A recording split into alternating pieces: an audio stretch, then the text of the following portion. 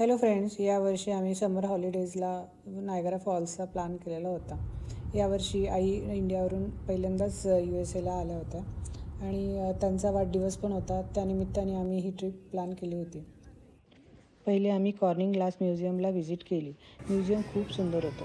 त्यांनी तिथे खूप ग्लासच्या आयटम्स बनवून सेलला ठेवल्या होत्या आणि काही वस्तू शोसाठी ठेवल्या होत्या.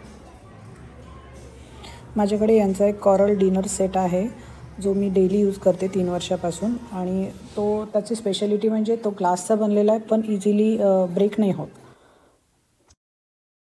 त्यांना एवढं आनंदी बघून माझा आणि अमितचाही आनंद द्विगुणित झाला. आपण जे आनंदाचे क्षण एक्सपिरियन्स केले आहेत ना, ते आपल्या आईवडिलांनी पण अनुभवावेत, असं आम्हाला दोघांना नेहमी वाटतं. मला असं वाटतं की या वयात आईवडिलांना पैशांपेक्षा जास्त मानसिक आधाराची गरज असते आणि त्यांना नातवांसोबत, त्यांच्या मुलांसोबत वेळ घालवायला खूप आवडतो. We can kind of do this over and over again. Collect a little more glass, let it freeze, collect another layer on top. मला अजून एक खूप आवडलेली गोष्ट म्हणजे या म्युझियममध्ये त्यांनी सगळ्या पूर्ण जगातून वस्तू जमा केल्या आणि त्या इथे ठेवल्या आहेत. तिथे त्यांनी आपले पूर्वज जे होते त्यांनी कसे ग्लास तयार केले, कसे काच तयार केले आणि त्यांना काय काय चॅलेंजेस आले आणि कुठून ते जमा केलेले, त्याचा सगळ्या माहिती त्यांनी खाली दिलेली आहे. मग नायगरा फॉल्सला पोहोचलो. पहिल्यांदा जी नजर टाकतो ना, मन एवढं आनंदित होतं की सर्व ट्रॅव्हलचा थकवा एकच सेकंदात चालला जातो. नायगरा फॉल तुम्ही कितीदाही व्हिजिट करा, तुम्हाला तो तेवढाच सुंदर आणि तेवढाच भव्य वाटतो. मग आम्ही बोट घेतली आणि फॉल्सच्या खूप जवळ गेलो.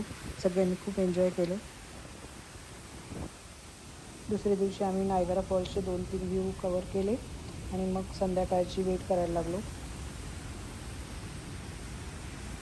मग रात्रीच्या व्ह्यूसाठी आलो. व्ह्यू एवढा सुंदर होता की माझी नजर 1 सेकंदासाठी सुद्धा इकडे तिकडे जात नव्हती. त्यानंतर फायरवर्क्स झाले. फायरवर्क्स खूप सुंदर होते. मनातल्या मनात देवाचे खूप आभार मानले सर्वच गोष्टींसाठी. आणि मग दुसऱ्या दिवशी आम्हाला निघायचं होतं. मुलांनी खूप मजा केली आजीसोबत. नायगरा फॉल्सला खूप छान इंडियन रेस्टॉरंट आहेत, तर मग बाहेर जेवण केलं आणि मग हॉटेलला चाललं गेलो.